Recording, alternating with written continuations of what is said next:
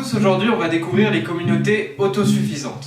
Il y a plusieurs raisons pour lesquelles on peut souhaiter créer une communauté autosuffisante. Tout d'abord, ça peut être pour protéger la nature ou être plus proche de celle-ci. Ou alors, ça peut être aussi une réaction face au système individuel capitaliste dans lequel nous vivons et on souhaite en sortir. Tout d'abord, qu'est-ce qu'une communauté autosuffisante ? Eh bien, c'est un espace qui regroupe une population et cette population est capable de répondre toute seule à ses besoins en énergie, en nourriture, etc. Ouais, c'est sympa tout ça, mais il y en a combien à peu près 2, 3 ? Eh bien, pas du tout. On en compte plus de 42 actuellement en France. Je vous mets le lien qui les répertorie toutes dans la description si jamais vous êtes intéressé par l'une d'entre elles. Alors on va se demander comment est-ce qu'on fait pour créer une communauté comme celle-ci ? Eh bien tout d'abord il faut s'entourer des personnes qui ont les mêmes valeurs et les mêmes convictions que vous et ensuite il faut acquérir un terrain ensemble.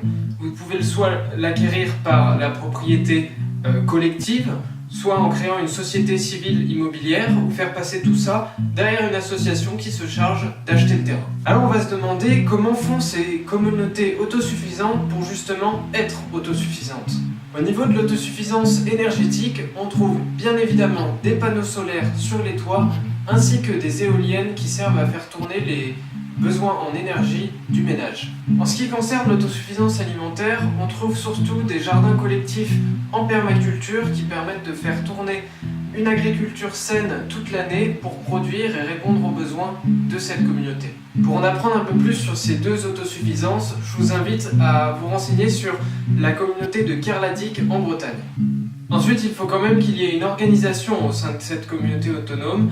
Alors, il faut surtout favoriser les temps de partage en groupe et pourquoi pas avoir un lieu d'échange qui permette justement ce partage et cette organisation, comme on peut le voir sur cet exemple.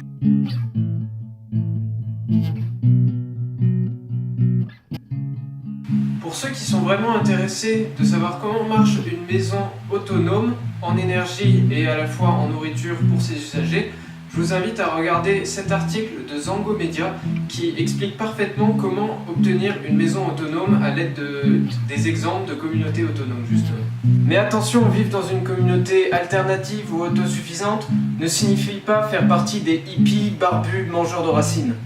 Du coup, c'est vraiment un choix de vouloir vivre en communauté alternative ou autosuffisante et ça signifie vouloir retrouver la sensibilité sociale de notre nature humaine et aussi la communion qu'on avait à la base à la nature. Tiens, je vais la noter celle-là. Voilà, c'est la fin de cette vidéo, j'espère qu'elle vous aura plu. Si c'est le cas, n'hésitez pas à la commenter et à la partager, ça me ferait hyper plaisir. Et moi je vous dis à la prochaine. Salut!